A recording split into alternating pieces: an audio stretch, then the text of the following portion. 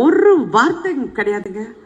என்ன மேக்கப் போட போகும்போது எனக்கா கோவம், ஐயோ என்னையா பண்றீங்க, 4.5 மணி நேரம் உட்கார்ந்து தேய்ச்சி அந்த காதை குத்தி, ஐயோ வாயில இது அந்த வாய்க்குள்ள அந்த இதெல்லாம் போட்டு கண்ணு அப்படியே பார்த்தா I have to thank mister Kamal Haasan. அப்பமா சாமி, அவர் உண்மையிலே சொல்லணும், ஒரு ரோலுக்கு நான் இவ்வளோ அழுவுறேன். அவர் எவ்வளோ ரோல்ஸுங்க சலிக்காம அவர் செஞ்சிருக்காருங்க.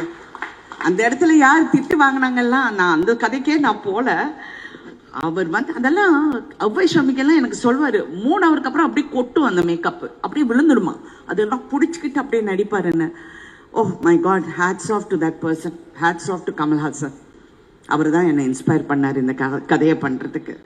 அவர் எப்பவுமே சொல்வாரு, ராதிகா நீ தெரியக்கூடாது, அந்த கேரக்டர் தான் தெரியணும்னு. என்னைக்கோ ஒரு நாள் ஏதோ யதார்த்தமா சொல்லிட்டாரு, அது என் மைண்ட்ல ஒட்டிக்கிச்சு.